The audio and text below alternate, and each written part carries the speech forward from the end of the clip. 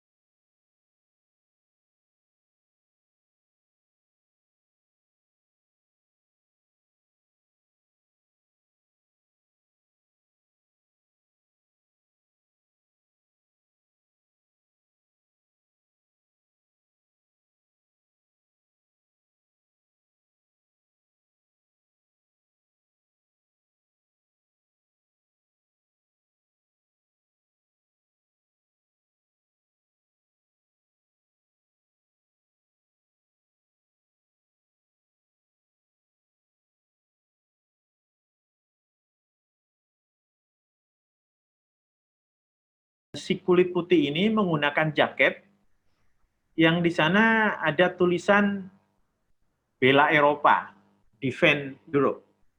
Jadi gerakan bela-bela ini rupanya bukan cuma ada di Jakarta ya. Jadi di Jakarta ada bela Islam, di Eropa ada bela Eropa. Nah, karena orang merasa terancam. Nah ini pada hari yang sama ketika terjadi pembantian di gereja Katolik itu ada seorang simpatisan gerakan anti imigran kulit putih, dia anggota white nasionalis yang juga mau membunuh para imigran. Jadi ini perlu perlu kita lihat bersama-sama. Jadi supaya satu peristiwa tidak kita maknai secara sepenggal, dia sebetulnya berkaitan dengan peristiwa-peristiwa yang lain. Ya, Samuel Paty berhubungan dengan pembunuhan yang terjadi 2 minggu berikutnya. Pembunuhan yang 2 minggu berikutnya itu berhubungan dengan upaya pembunuhan pada hari yang sama oleh orang white supremacist. Dan kemudian yang di Vienna itu juga ada hubungannya, meskipun tidak secara langsung. Nah, itu satu. Yang kedua, kita tahu yang memicu peristiwa pembunuhan guru SMP itu adalah kartun Nabi Muhammad, ya, topik kita pada hari ini. Nah, si guru ini menampilkan kartun ini juga tidak di ruang hampa. Yaitu kan terjadi pada pertengahan bulan Oktober. Ya. Nah, pada awal Oktober itu Emmanuel Macron, Presiden Prancis, itu dia berpidato, dan dalam pidato itu yang kemudian menjadi kontroversial, dia menyatakan bahwa Prancis dan nilai-nilai sekuler Prancis harus dilindungi dari radikalisme Islam. Dan bahwa hak untuk melakukan blasphemy, right to commit blasphemy, itu adalah bagian dari nilai-nilai Prancis. Jadi dia sambil mengecam separatisme Islam, dia membela hak untuk melakukan blasphemy. Nah, hak untuk melakukan blasphemy yang disampaikan oleh Macron ini bukan yang pertama kali terjadi. Itu terjadi pidato itu pada awal Oktober. Nah, pada awal September dia juga melakukan pidato yang sama. Pada awal September itu, tanggal 1, majalah satir Charlie Hebdo mempublikasi ulang kartun Nabi Muhammad yang dulu dari Denmark segala macam itu. Dia dipublikasi ulang di Charlie Hebdo karena pada tanggal 2 September itu akan dimulai persidangan terhadap para pelaku pembunuhan 12 wartawan dan orang-orang Charlie Hebdo yang terjadi pada tahun 2015. Jadi awal September ini persidangan untuk kasus pembunuhan terhadap orang-orang Charlie Hebdo itu dibuka. Nah, itu beruntun ya. Jadi semuanya saling terkait.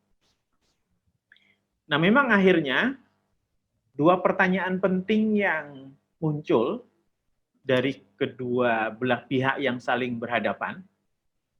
Jadi orang-orang Islam di Eropa atau orang Eropanya, orang-orang Prancis, ya, itu bertanya, kenapa orang Islam itu begitu brutal dan gampang sekali marah? Jadi orang Islam itu begitu pendek sumbunya. Kita di Indonesia punya istilah sumbu pendek itu, gampang meledak, gampang marah, kemudian ngamuk kembali. Itu kalau pakai istilah kita itu kira-kira orang Prancis itu bertanya, kenapa orang Islam, imigran Muslim di Prancis ini begitu pendek sumbunya? Dan mereka tidak habis pikir. Ya, salah satu penjelasannya yang biasanya orang mencari penjelasan yang paling gampang.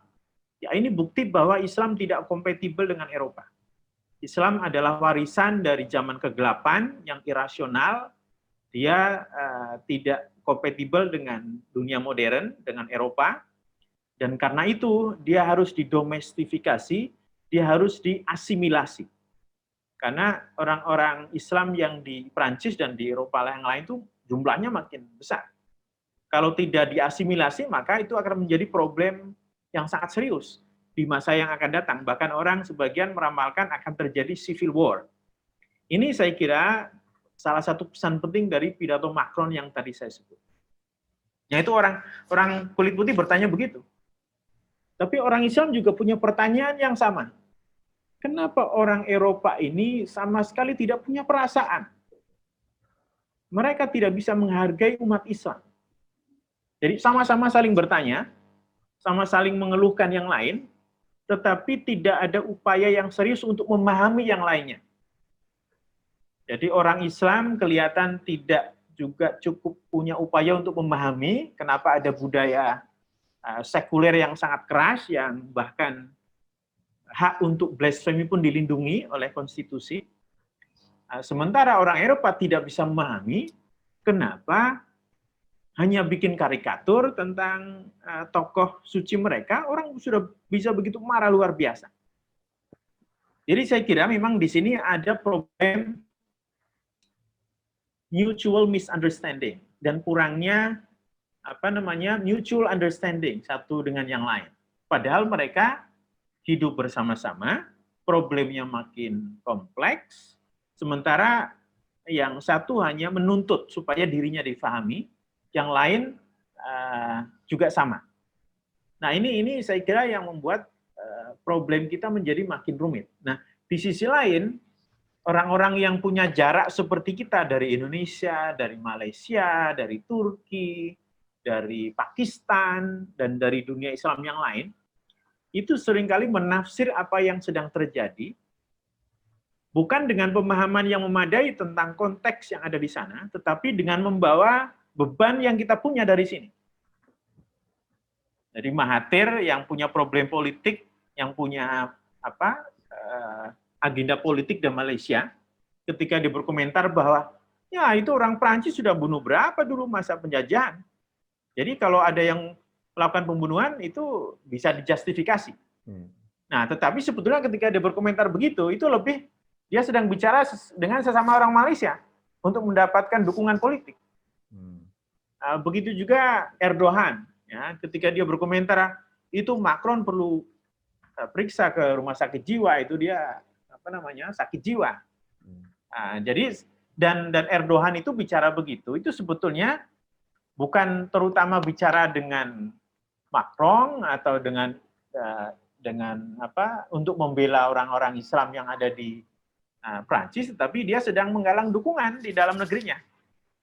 Nah itu yang saya maksud, orang-orang yang berjarak dari kita, berjarak dari peristiwa itu, turut mengambil bagian, tetapi untuk memperkeruh suasana. Nah jadi saya kira kita di Indonesia, ketika kita ingin mendiskusikan isu yang ada di sana itu, kalau kita tidak bisa membantu untuk memperbaiki keadaan, paling tidak kita tidak memperkeruh suasana yang sudah sangat buruk. Jadi mungkin itu sebagai sebagai awalan ya, kenapa kita perlu berhati-hati membaca ini. Nah, yang kedua langsung ke pertanyaan Pak Oce tadi. Ya, Islam itu memang agama yang apa namanya tidak memberi tempat pada simbol-simbol gambar. Ya, karena sejarahnya. Karena sejarahnya di Jazirah Arab, semua yang simbolik, yang berupa gambar hidup, itu dianggap sebagai sesuatu yang potensial akan dijadikan sebagai sesembahan. Jadi, karena itu sejak awal itu arsitektur Islam, tradisi Islam itu tidak memberi ruang ya yang banyak bagi gambar-gambar hidup dengan alasan itu. Ya, karena dulu Islam muncul di tengah budaya Arab yang sangat politeistis, di mana Tuhan disimbolkan secara visual dalam bentuk gambar, dalam bentuk patung-patung, berhala, sehingga ketika Islam ingin mentransformasi itu, antara lain yang dilakukan adalah dia menolak semua bentuk gambar-gambar. Nah, termasuk Nabi Muhammad itu tidak dibenarkan divisualisasikan. Nah, tentu saja tidak semua umat Islam begitu. Kalau di kalangan Syiah itu masih ada. Jadi sebagian tradisi Syiah sebetulnya melakukan visualisasi, tapi Syiah kan kelompok yang sangat kecil. Secara umum mainstream Islam itu dalam tradisi mainstream Islam tidak ada visualisasi Tuhan, tidak ada visualisasi orang-orang suci ya, termasuk apalagi Nabi Muhammad. Dan karena itu ketika ada visualisasi itu dianggap sebagai pencemaran atau negasi terhadap ajaran penting di dalam Islam. Nah, kalau di dalam Islam itu ada prinsip yang sangat mendasar bahwa Nabi tidak boleh divisualisasi, kemudian muncul visualisasi oleh orang lain, dan visualisasinya itu sangat mendegradasi, mendiskreditkan, karena di kartun itu kan digambarkan Nabi Muhammad sebagai teroris yang membawa bom, yang dengan wajah bengis dan seterusnya. Jadi itu yang membuat kemudian kenapa begitu banyak orang Islam di Timur Tengah, di Bangladesh, di Pakistan, juga sebagian sudah muncul di Indonesia, itu memberikan reaksi yang sangat keras karena mereka merasa bagian penting dari ajaran agama mereka itu direndahkan, begitu dinistakan. Dan satu hal penting lagi yang perlu kita perhatikan juga, bukan cuma ada bagian penting dari agama yang dinistakan, tetapi siapa yang menistakan dan dalam konteks apa. Itu saya kira yang sangat penting juga untuk dicatat. Begitu dulu mungkin Pak Oji. Oke, iya. Berarti memang ya punya latar belakang sejarah terkait dengan pemikiran ini. Nah, tetapi mungkin juga ada beberapa teman, terutama ya teman-teman Kristen yang bertanya, tapi kenapa kalau prinsipnya seperti itu kepada nabi-nabi yang lain? Karena dalam cerita-cerita ada nabi-nabi yang lain yang juga digambarkan, tetapi tidak terlalu begitu keras sikapnya, tetapi kepada Nabi Muhammad ini begitu keras sikapnya. Pak Munjid. Iya, tentu saja karena posisi sangat sentral dari Nabi Muhammad. Ya. Jadi kalau di dalam tradisi Islam, Nabi Muhammad ini kan digambarkan sebagai the perfect example. Ya, tidak seperti di dalam tradisi Kristen, di mana Yesus diposisikan sebagai Tuhan. Iya. Ya, Nabi Muhammad tidak diposisikan sebagai Tuhan, tetapi sebagai contoh yang ideal, contoh yang sempurna mengenai bagaimana hidup menjadi seorang Muslim. Iya. Nah, karena itu kalau yang divisualisasikan itu nanti nabi-nabi yang lain atau para teman-teman dekatnya, para sahabatnya, itu tidak ada masalah. Tetapi karena memang di dalam hadis itu ada disebutkan bahwa Nabi Muhammad tidak boleh divisualisasikan itu tadi. Jadi kalau intinya kalau itu merupakan bagian dari konsep penting di dalam agama dan kemudian itu dilanggar, dicampakkan, bahkan nanti termasuk kenapa di dalam Islam itu ada konflik internal yang tidak kunjung bisa terselesaikan itu antara kelompok Sunni dengan Ahmadiyah misalnya. Nah, kelompok Ahmadiyah itu salah satu alirannya itu mengklaim bahwa Mirza Ghulam Ahmad itu nabi. Sementara di dalam tradisi Islam yang mainstream, Nabi Muhammad itu adalah nabi yang terakhir, yang final. Nah, penafsiran yang berbeda begitu saja, jadi ada penafsiran yang sudah disebut final, tapi masih ada nabi yang baru, itu menimbulkan konflik yang berkepanjangan, yang kadang-kadang juga berdarah-darah. Jadi, saya kira di situ, kenapa kalau nabi-nabi yang lain itu tidak menimbulkan masalah, tetapi kenapa kalau Nabi Muhammad itu menjadi masalah. Iya. Nah, tapi begini mungkin Pak Oce memang menarik untuk melihat atau membandingkan. Iya. Ya mungkin teman-teman Kristen itu bisa bertanya, Yesus saja yang dituhankan, divisualisasikan tidak masalah. Ya, kenapa Nabi Muhammad yang tetap dianggap sebagai manusia ketika divisualisasikan jadi masalah?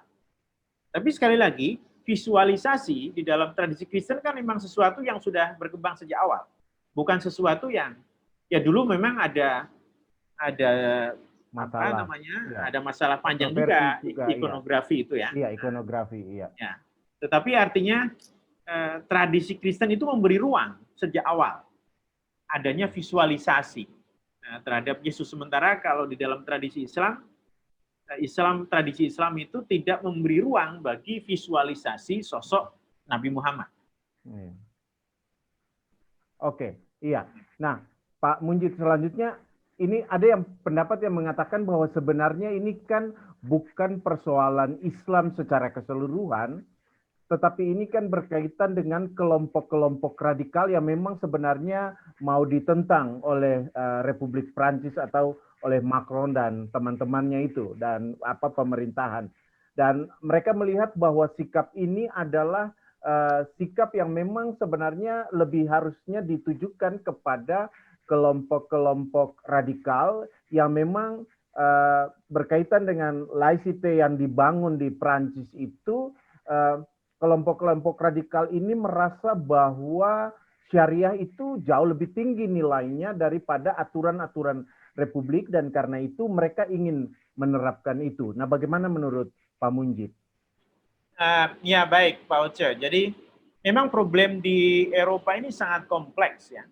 Ada satu artikel yang sangat bagus di New York Times beberapa waktu yang lalu.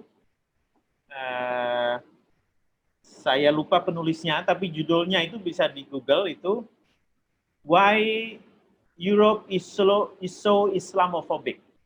Jadi kenapa Eropa itu sangat Islamophobic.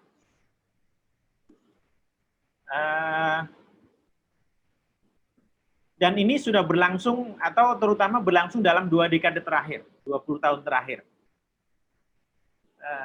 Kenapa? Karena sudah cukup lama juga sebetulnya, tetapi fenomena ini menjadi sangat kentara dalam 2 dekade terakhir. Itu menyusutnya populasi kulit putih di Eropa. Jadi populasi Eropa secara umum itu meningkat, jumlah penduduknya meningkat, tetapi porsi orang kulit putih itu justru menyusut. Jadi menarik sekali untuk membaca manifesto pelaku terorisme di New Zealand dulu itu, tahun lalu. Iya. Siapa namanya, Baron siapa itu, dia yang melakukan terorisme di New Zealand itu kan dia menulis manifesto. Dan di dalam manifesto itu dia sebutkan ras kulit putih itu sekarang tumbuh older, fewer, weaker. Jadi semakin tua usianya, kemudian semakin menyusut, semakin lemah. Dan dengan proyeksinya pada tahun 2100 itu kulit putih di Eropa sudah akan habis. Ya, karena orang-orang kulit putih rata-rata dia menikahnya telat. Nanti kalau sudah menikah, dia mau punya anak mikir panjang. Nanti kalaupun dia punya anak, anaknya paling cuma satu atau paling banyak dua. Nah, itu yang membuat kenapa populasi orang kulit putih di Eropa itu makin lama makin menyusut, makin lemah, makin tua. Sementara makin tua karena yang lahir itu makin sedikit. Tetapi sementara itu, imigran-imigran yang datang, dan yang sangat besar jumlahnya itu kan, ya karena Prancis itu negara jajahannya kan negara-negara Islam. Jadi yang banyak datang ke Prancis itu orang-orang Islam. Ya, dari Maroko, dari Timur Tengah, dari Afrika Utara, ya, dari Tunisia, dari tempat-tempat lain. Dan imigran Muslim ini kerjaannya bikin anak. Jadi anaknya banyak-banyak. Nah, jadi dalam waktu yang cukup singkat itu populasi imigran Muslim ini meningkat sangat tajam. Sementara populasi orang kulit putih ini makin lama makin lemah, makin sedikit, makin tua. Sehingga dalam perhitungan pelaku teroris di New Zealand itu, dalam tahun 2100 populasi orang kulit putih akan habis. Nah, makanya kemudian dia menyebut ada Great Replacement. Jadi penggantian generasi habis-habisan. Nah, tadi orang kulit putih yang menodongkan senjata pada orang-orang dari Afrika Utara yang akhirnya ditembak polisi di kota Avignon atau mana itu, itu adalah anggota dari Generation Identity White Nationalist yang punya pemahaman teori konspirasi itu, bahwa orang kulit putih nanti akan dihabisi, diganti oleh ras, bukan kulit putih. Nah itu, jadi itu satu hal yang perlu kita dudukkan juga, ya. Jadi di Eropa itu ada kelompok-kelompok yang percaya betul itu akan terjadi. Dan datanya memang ada.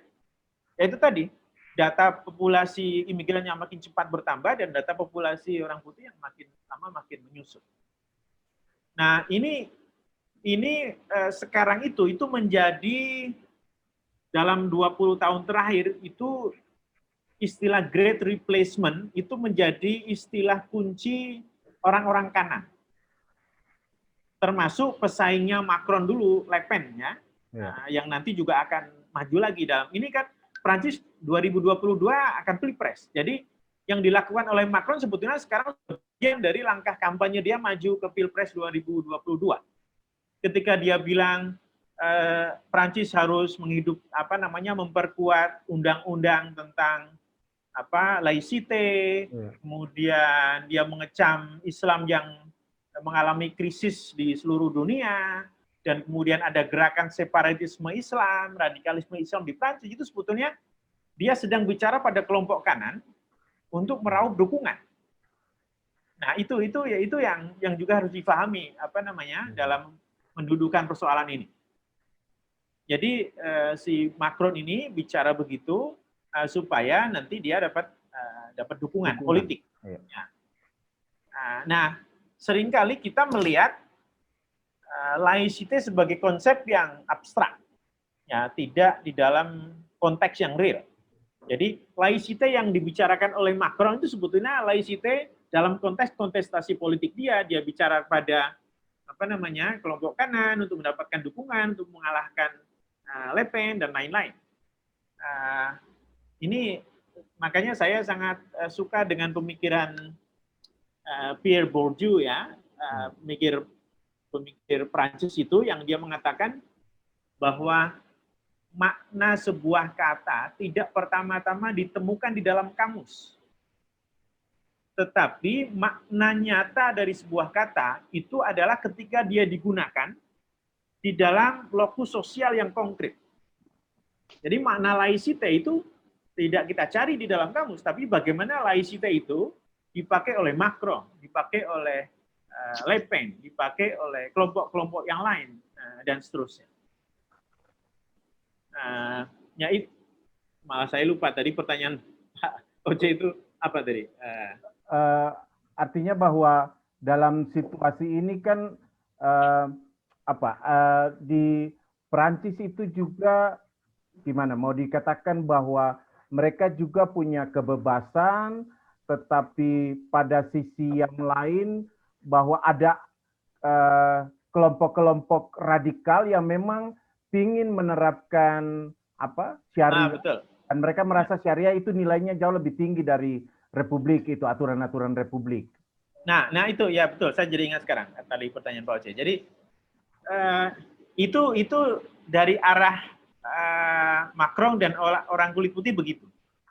Dari arah para imigran Muslim ini itu juga ada persoalan yang sangat serius. Jangan lupa sebagian besar para imigran yang datang ke Eropa itu adalah dari kalangan kurang terdidik.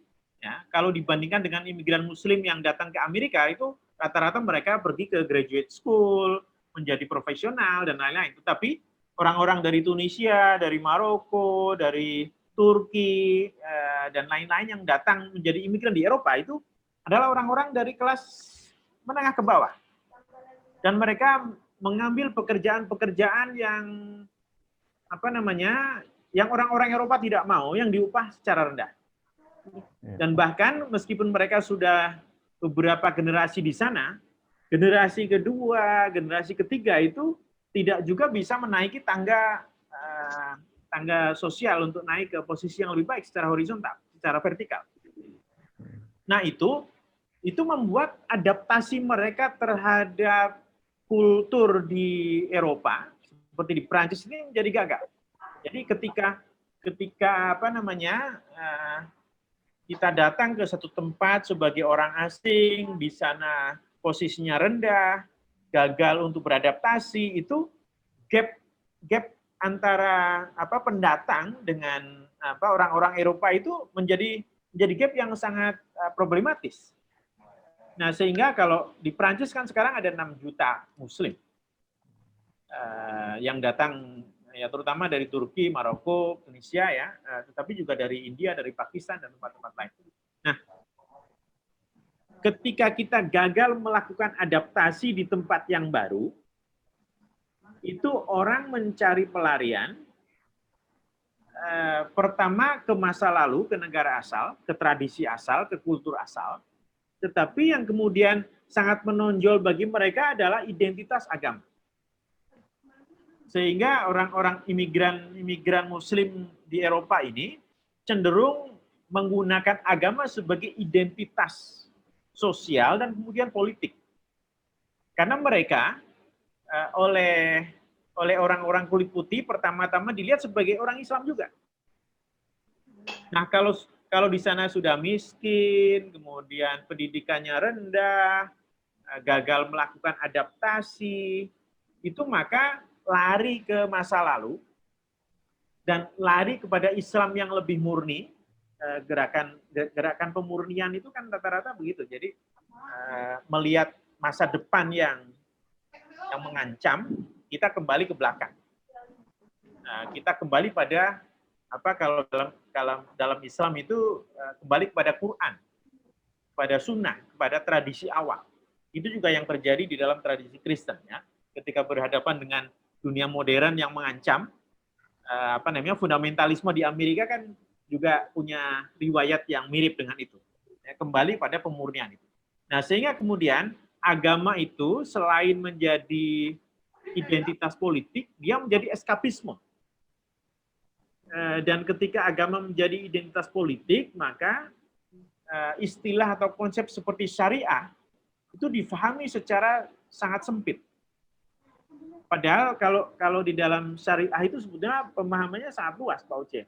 Yang namanya syariah itu sebetulnya hukum ilahi, hukum Tuhan, tetapi lebih berhubungan dengan bagaimana kita bersembahyang, bagaimana kita mempraktekkan agama untuk kehidupan personal kita sehari-hari, sholat, puasa, zakat, berbuat baik pada orang lain, itu sebetulnya syariah itu. Bukan pertama-tama syariah itu potong tangan, bukan syariah itu negara Islam atau ekonomi Islam, itu sebetulnya bukan itu. Karena yang namanya negara Islam, ekonomi Islam, hukum pidana, itu di dalam Islam sangat banyak tafsirnya. Jadi itu sudah jurisprudensi, ya. Jadi itu sebetulnya bukan syariahnya, tetapi cabang dari syariat menurut tafsir siapa. Jadi kalau misalnya ada kepercayaan bahwa untuk menjadi muslim yang baik kita perlu masyarakat Islam yang baik, dan untuk punya masyarakat Islam yang baik kita perlu negara Islam. Nah, itu sebetulnya sudah tafsir dari seseorang yang nanti ketika kita baca di dalam sejarah Islam sangat beragam. Ada yang memang percaya seperti itu, tapi lebih banyak yang tidak percaya bahwa harus ada negara Islam. Nah, itu ketika umat Islam di Eropa mengalami krisis, mengalami pengerasan identitas, hal-hal yang tadinya sangat luas itu disempitkan menjadi ekonomi Islam, negara Islam, baju Islam, makanan Islam, dan lain-lain. Sehingga karena itu dengan dipertegas begitu, orang jadi mencari pegangan, mencari saluran untuk eskapisme. Saya kira begitu kenapa syariat menjadi menonjol atau menjadi eskapisme di kalangan sebagian generasi muda muslim imigran di Eropa. Oke, iya. Nah, berarti kalau menurut Pak Munjid melihat juga pidato Macron yang tanggal 2 itu, jadi ini sebenarnya kritik kepada Islam, atau Pak Munjid lebih melihat kritik ini lebih kepada kelompok-kelompok radikal seperti katakanlah kelompok radikal yang ada yang punya pengaruh seperti Ikhwan, Salafi, Wahabi itu misalnya. Ya. Nah, pertama memang di Eropa termasuk di Prancis ini gerakan radikal Islam itu ada dan menimbulkan masalah. Ya, di sana ada gerakan Ikhwan, ada gerakan-gerakan Salafi yang secara ketat mengelompokkan diri dan membedakan diri dari host society dan host culture-nya, ya, karena makanannya beda, sembahyangnya beda, bajunya beda, bahasanya beda, itu kan menjadi enclave, ya. Nah, itu satu. Jadi ada problem real kelompok Islam politik di Eropa. Tetapi di sisi lain pemerintah Macron itu juga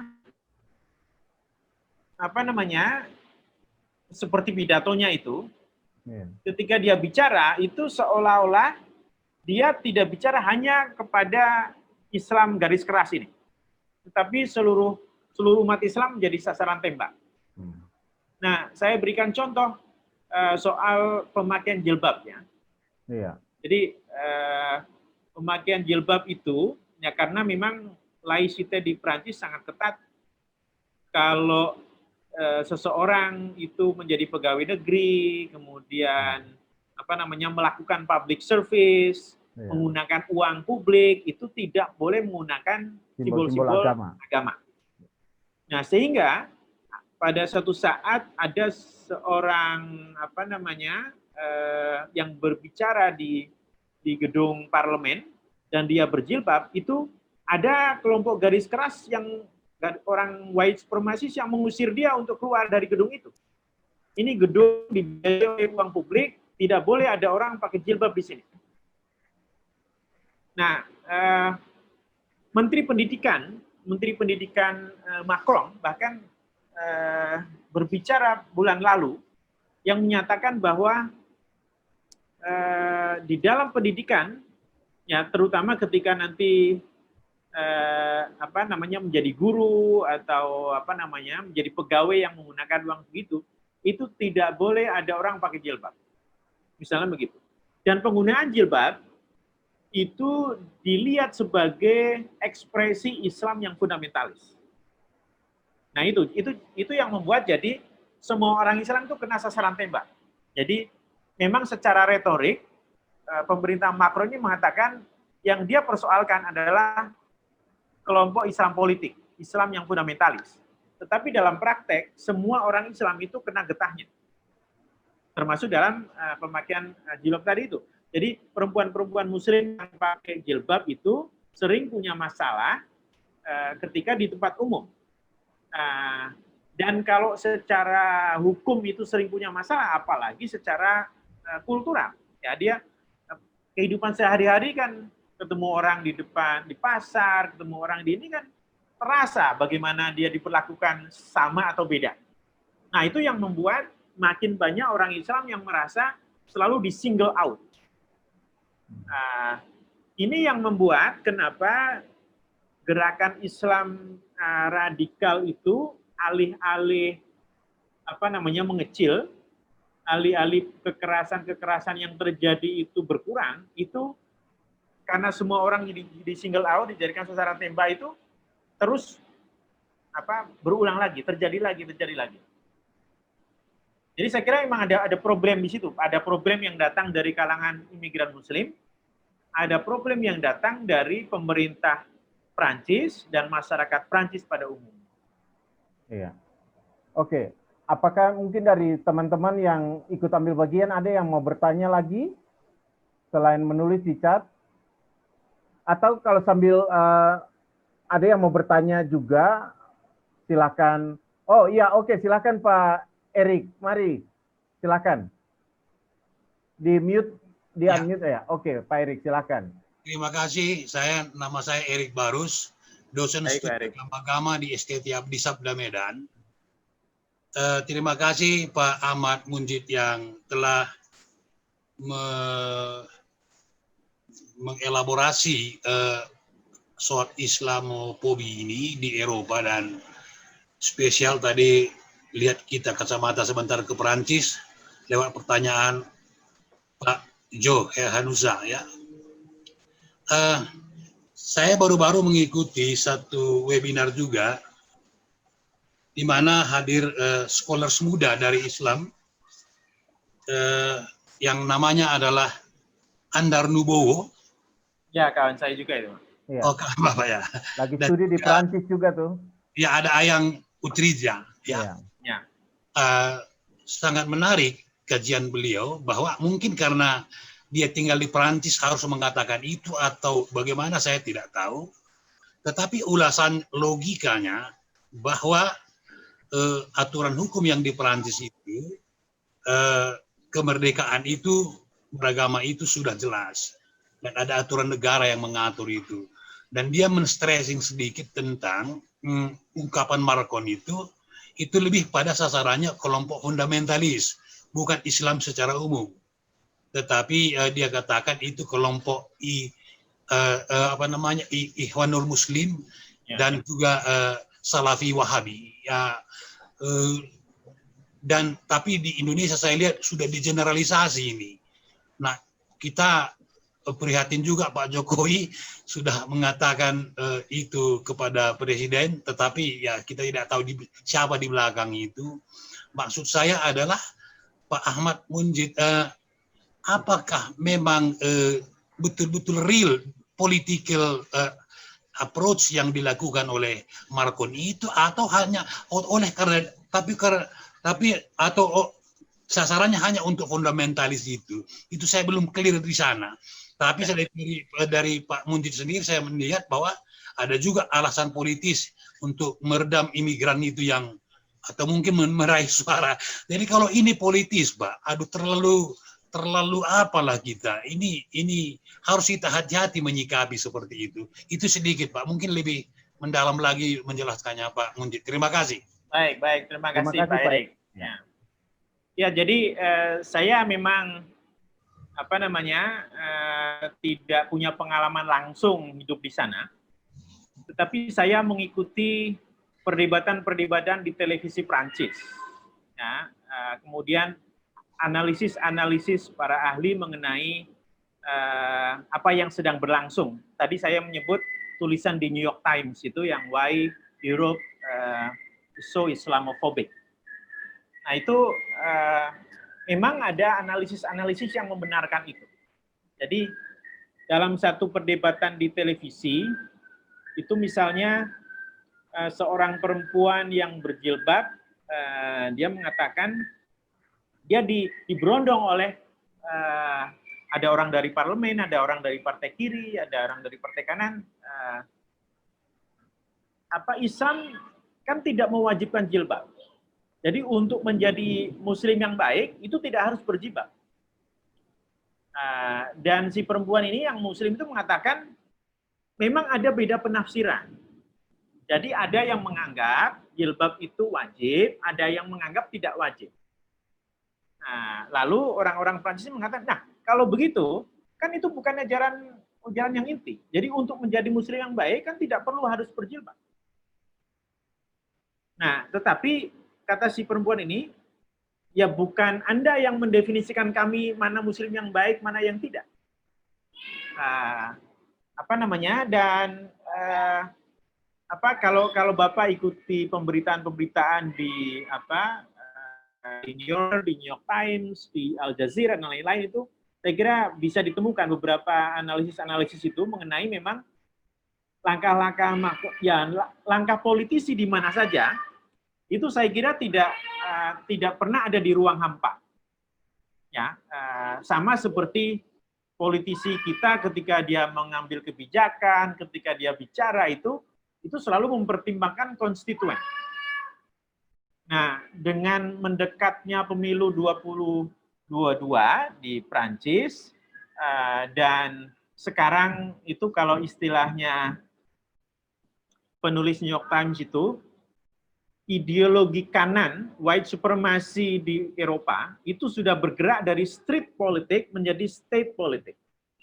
Jadi yang tadinya sangat minor pengaruhnya, ideologi seperti tadi, soal Great Replacement, kemudian ancaman civil war akibat datangnya imigran, yang tadinya hanya diadopsi oleh kelompok kecil white supremacy, sekarang itu keluar dari mulut seorang menteri pendidikan, misalnya.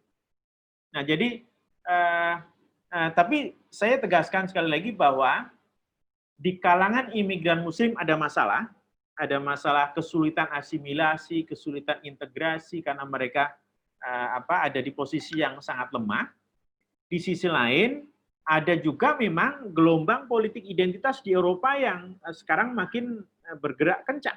Kita lihat Brexit, kita lihat di Austria, kita lihat di Amerika, di mana-mana politik identitas itu mengeras. Ya, orang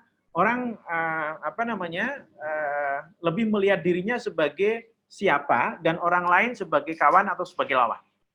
Nah, dalam konteks politik identitas yang menjadi fenomena global itulah, maka bisa difahami kalau sekarang Macron memberikan atau dia mendekati kelompok yang kanan, termasuk ketika dia bicara soal Islamic fundamentalism, soal Islamic separatism, soal dia kan memang bulan Desember ini ingin menggolkan undang-undang untuk memperkuat undang-undang laicity tahun 1905 itu.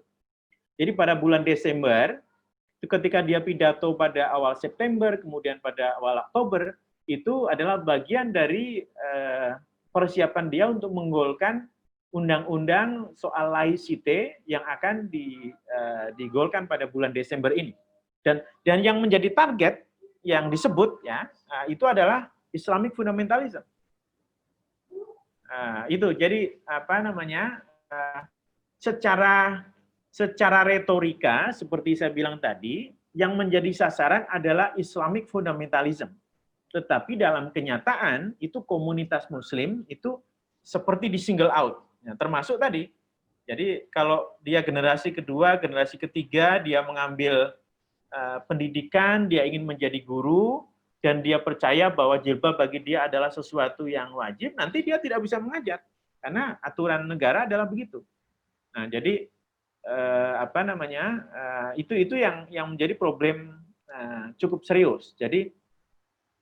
Jadi orang Islam itu memang perlu memahami kultur dan sejarah Prancis, kenapa laicite begitu keras, tetapi masyarakat Prancis juga perlu memahami kenapa karakter Islam yang khas itu. Kemarin waktu, nah ini karena Bapak menyebut Andar Nubuwo itu, saya juga mengikuti diskusi itu. Jadi Andar Nubuwo itu juga, atau yang menyebut Ayan, ya, yang menyebut Ayan. Konsep laicite itu tidak bermakna tunggal. Dia sebut ada 7 konsep, 7 pengertian laicite itu. Jadi ada memang laicite yang anti agama, semua yang berhubungan dengan agama dilawan, dibuang. Itu karena sejarah revolusi Prancis yang sangat berdarah-darah akibat dulu cengkraman pengaruh Katolik yang luar biasa mengendalikan seluruh urusan kehidupan sosial dan politik dan ekonomi dan ilmu pengetahuan. Sehingga sentimen anti agama ini sangat kuat. Tetapi kemudian tafsir yang lain kan ada juga. Ternyata ada wilayah-wilayah yang di Prancis itu tetap diberi dukungan bantuan oleh negara. Karena kalau tidak diberi dukungan komunitas agama ya Katolik ya yang didukung oleh negara, karena kalau tidak didukung wilayah itu akan masuk Jerman. Nah, itu artinya laicite itu tidak tunggal, laicite itu mengalami proses, laicite itu selalu ditawar dan berkembang. Nah, kadang-kadang kita memahami seolah-olah laicite itu satu, pemisahan antara negara dengan agama yang tidak bisa ditawar-menawar, yang tidak bisa ditawar sama sekali, dan seolah-olah itu sesuatu yang Nah, dengan masuknya dan makin besarnya umat Islam di Prancis dan dengan kultur yang sangat khas itu menjadi tantangan tersendiri bagi Prancis. Apakah nanti itu akan turut membentuk penafsiran ulang terhadap laicite atau tidak? Dan apa yang dilakukan Macron itu dengan memperkuat Undang-Undang tahun 1905 itu adalah upaya supaya jangan sampai umat Islam yang makin besar ini ikut menentukan arah kehidupan masyarakat di Prancis. Nah, memang ada tawar-menawar yang sangat serius di situ. Nah, itu satu ya Pak Erik. Kemudian yang kedua, dari waktu ke waktu umat Islam, imigran Muslim di Eropa itu seperti tadi saya sampaikan, orang kulit putih bertanya, kenapa orang Islam begitu irasional, begitu gampang meledak, sumbu pendek, gampang marah dan seterusnya. Ini contoh atau bukti bahwa dia tidak kompatibel dengan dunia modern. Pembunuhan dengan senjata tajam yang terjadi beruntun di Prancis itu sebagai bukti lagi. Kalau saya membacanya, sejarah Prancis juga sangat berdarah-darah. Gilyotin itu ribuan orang dihabisi, termasuk rajanya. Dan itu setelah revolusi Prancis. Jadi kalau ada peristiwa seperti sekarang, ingatan mereka langsung kembali ke masa lalu yang sangat berdarah-darah itu. Jadi yang lebih kejam lagi. Dan mereka tidak mau mengingat itu. Jadi fobia dan trauma orang Prancis yang sejarahnya berdarah-darah dengan masuknya orang Islam yang melakukan itu membuat posisi mereka jadi sangat tidak nyaman. Mereka diingatkan lagi akan masa lalu itu. Ya, itu sebetulnya kekerasan yang dilakukan oleh orang Islam seperti kemarin itu juga sesuatu yang dulu pernah mereka lakukan dalam skala yang lebih besar. Itu satu. Yang kedua, kenapa orang Islam, nah ini menjawab pertanyaan Pak Oce tadi, kenapa orang Islam itu begitu mudah tersinggung? Saya kemarin waktu ngobrol dengan Pak Oce sebelum acara ini, saya ngomentarin videonya Pak Oce.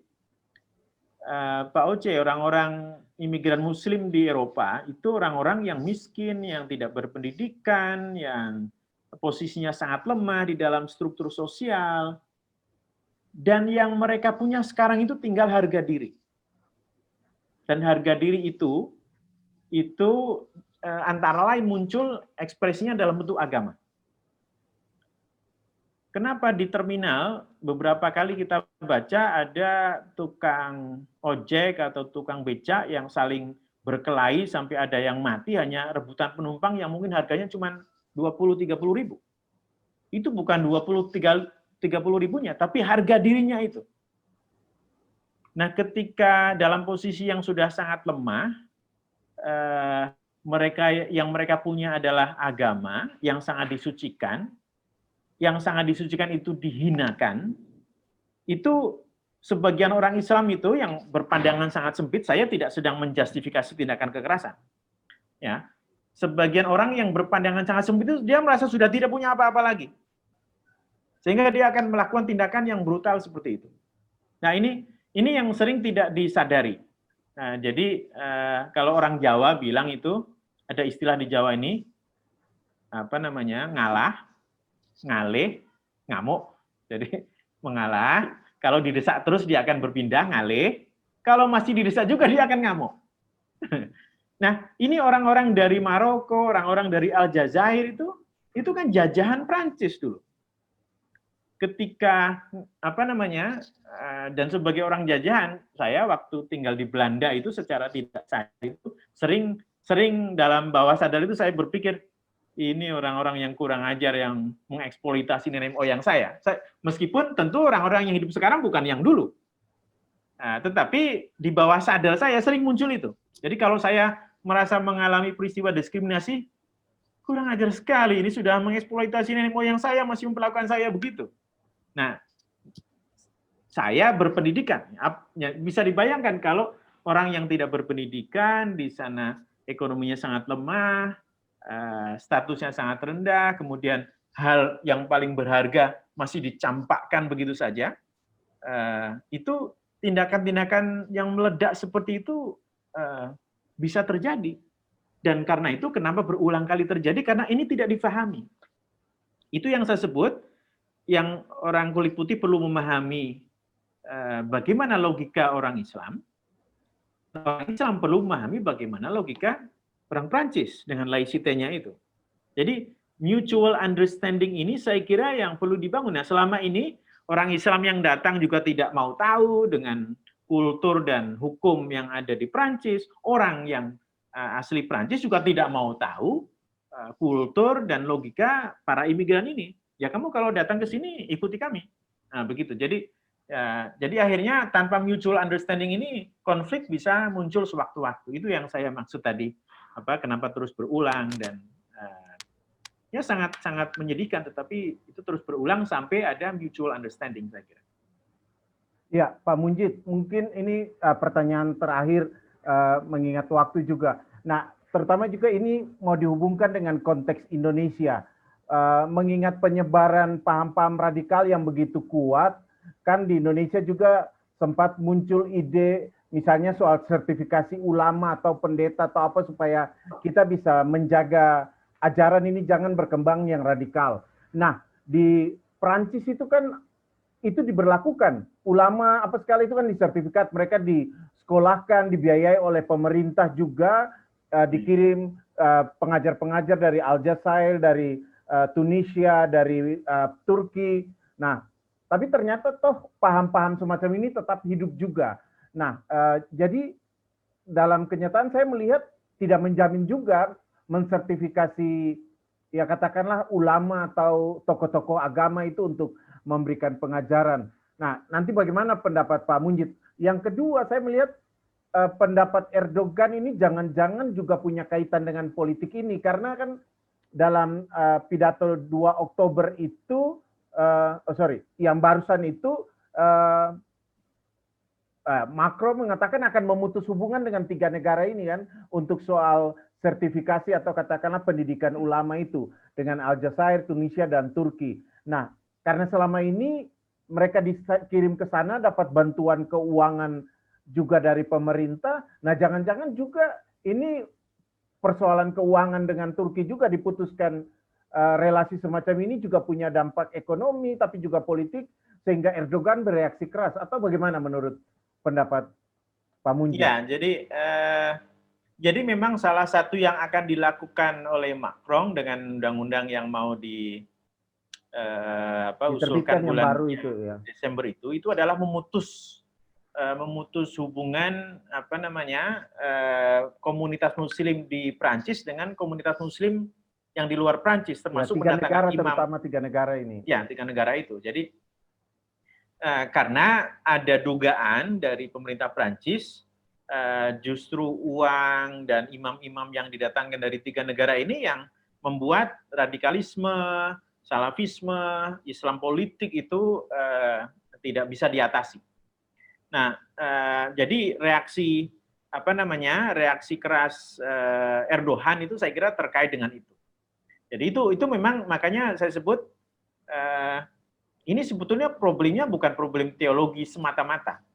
Ada problem teologinya, ada problem soal kelompok Islam yang Ikhwan yang mendukung Islam politik, syariah dan seterusnya, tetapi problem ekonomi dan politik identitas itu yang lebih kentara di sana. Nah, itu satu. Yang kedua, sertifikasi ini kan memang sebetulnya bukan, kalau di Indonesia bukan tradisi kita, ya. Itu sertifikasi itu ada di Saudi ketika memang negara dikontrol menurut ketentuan agama dan rejim sebetulnya. Tapi kalau di Indonesia dari dulu itu agak mirip dengan Protestan sebetulnya, Pak Oce. Iya. Jadi kita kan nggak punya hierarki yang sangat rapi. Iya. Ada seorang yang ada di puncak hierarki, menentukan semuanya, memberikan instruksi, dan yang lain mengikut. Di dunia Islam itu tidak begitu. Tidak ada imam besarnya misalnya. Tidak ada otoritas tunggal. Jadi, apalagi di Indonesia. Jadi oleh karena itu ketika ada inisiatif atau rencana memberlakukan sertifikasi itu, dampaknya sangat tidak produktif.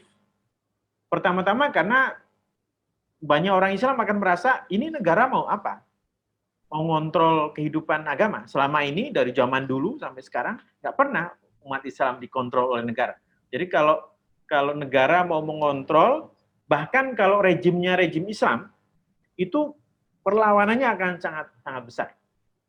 Karena sertifikasi kan akhirnya juga berimplikasi pada penyeragaman pemahaman. Jadi kalau orang yang pemahamannya beda pasti nggak dapat sertifikat ya, ya kan? Nah itu sementara Islam di Indonesia sangat diverse, sangat plural, sangat beragam. Ya, jadi nanti kalau yang bikin sertifikat NU orang Muhammadiyah akan bermasalah, orang yang non Muhammadiyah ini akan bermasalah. Kalau yang bikin Muhammadiyah orang NU akan bermasalah, yang kecil-kecil ini juga akan bermasalah. Jadi saya kira kalau di Indonesia akan ada rencana dan sudah beberapa kali ada rencana itu reaksi dari publik justru kontraproduktif. Karena itu tadi. Jadi kita sudah punya kultur tidak bisa dikontrol oleh otoritas politik negara. Saya kira gitu, Pak. Oke, iya. Oke, terima kasih Pak Munjid. Nah, mungkin pernyataan terakhir atau statement terakhir yang bisa disampaikan Pak Munjid terkait dengan penegasan dalam hubungan dengan masalah ini supaya kita bisa melihat dan menyikapi masalah ini dengan lebih baik mungkin. Ya. Pertama, memang ada problem teologi, ya. Tadi soal posisi Nabi Muhammad di dalam tradisi Islam yang sangat dimuliakan, dan kalau beliau dianggap direndahkan itu orang Islam akan rame-rame membela, itu sudah merupakan fenomena yang cukup lama. Tetapi saya sering bertanya pada teman-teman, kalau Nabi Muhammad sendiri sekarang masih hidup, ada orang yang memperlakukan beliau seperti itu, apa kira-kira reaksi beliau? Dan kalau saya kemudian kembalikan pada sejarah, tidak mungkin beliau akan menanggapi dengan kemarahan. Karena berkali-kali beliau lagi sembahyang dilempari kotoran onta, beliau menyerukan kebaikan pada satu kelompok masyarakat dilempari dengan batu sampai berdarah. Nabi Muhammad tidak marah, bahkan mendoakan mereka. Jadi ada satu kisah yang sangat sangat inspiring ketika Nabi Muhammad dia menyeru pada warga Taif di luar Madinah tentang nilai-nilai kebaikan Islam, lalu oleh orang-orang di situ rame-rame beliau dilempari sampai berdarah-darah. Dan dalam kisah ini dikatakan malaikat Jibril datang dan malaikat Jibrilnya itu menawarkan, kalau engkau mau, aku bisa angkat bukit ini untuk ditimpakan pada orang-orang Taif itu. Dan Nabi mengatakan, tidak. Mereka adalah umatku. Dan setelah itu, bahkan Nabi Muhammad berdoa, ya Tuhanku, tunjukilah umatku. Jadi tetap dianggap sebagai umatku. Meskipun mereka menyerah. Karena mereka tidak tahu. Dan Nabi Muhammad berharap, kalau generasi yang sekarang tidak mau mendengar aku, mudah-mudahan generasi sebelumnya akan mendengar. Nah, dengan membaca cerita-cerita seperti itu, saya sering menggugah kesadaran teman-teman. Kalau nabinya begitu dan katanya kita mengikuti nabi, kenapa kita marah-marah? Itu sangat tidak mengikuti contoh nabi. Kalau nabi masih hidup, beliau tidak akan marah dan kita semua salah. Tetapi itu jawaban teologis ya. Nah, cuman kita harus menghitung. Orang marah ini bukan pertama karena konsep teologinya sebetulnya. Tapi tadi itu soal identitas, soal politik, soal ekonomi, relasi sosial, struktur sosial, dan lain-lain. Nah, karena itu, kita yang ada di Indonesia, kemudian melihat persoalan itu dari jauh, tidak mengalami langsung, seperti apa problemnya, tetapi bagaimanapun juga kita berempati sebagai manusia terhadap siapa saja. Makanya tadi saya sebutkan peristiwa kekerasan ini harus dikutuk, tidak boleh terjadi lagi atas nama apapun, dengan alasan apapun dimanapun. Jadi kita bisa mengambil jarak, artinya orang Islam di Indonesia bisa mengambil jarak untuk tidak ikut-ikutan emosional. Tetapi pada saat yang sama kita juga berempati karena hilangnya nyawa siapapun dimanapun oleh orang lain, apalagi secara brutal begitu, itu sama sekali tidak mencerminkan agama. Jadi kalau kita mau terlibat, katakanlah memberi komentar dan seterusnya, menurut saya kita memberi komentar yang tidak memperkeruh suasana seperti tadi saya sebutkan di awal. Jadi sebisa mungkin jangan seperti Mahathir, jangan seperti Erdogan yang sebetulnya dia lebih bicara pada konstituennya di dalam, tapi menggunakan apa yang di luar sebagai sarana untuk permainan politik di dalam negaranya. Saya kira umat Islam di Indonesia dan saya kira juga umat-umat yang lain, ketika ada konflik seperti ini, justru seperti acara kita sore hari ini, kita bisa menggunakannya sebagai kesempatan untuk memperdalam pemahaman, saling membangun pemahaman yang lebih baik supaya kita tidak ikut-ikutan terseret dalam arus kekerasan yang kalau diikuti makin lama makin tidak baik akibatnya bagi kita semuanya. Saya kira begitu Pak Oce, saya sekali lagi terima kasih banyak untuk kesempatan sore hari ini. Mudah-mudahan yang tadi saya sampaikan ada juga manfaatnya. Oke. Iya, terima kasih Pak Munjid, terima kasih untuk sharingnya. Sungguh kami merasa dibantu dengan pemahaman-pemahaman yang disampaikan oleh Pak Munjid. Sekali lagi juga terima kasih untuk rekan-rekan yang sudah ikut bergabung dalam belajar bersama di sini. Kita membangun pemahaman bersama demi saling menyejukkan di tengah-tengah situasi-situasi yang semacam ini. Sekali lagi terima kasih Pak Munjid, sukses dengan tugas-tugas dengan pekerjaannya, salam untuk keluarga, dan selalu dilimpahi berkat. Selamat sore untuk semuanya. Sampai berjumpa di lain waktu. Terima kasih.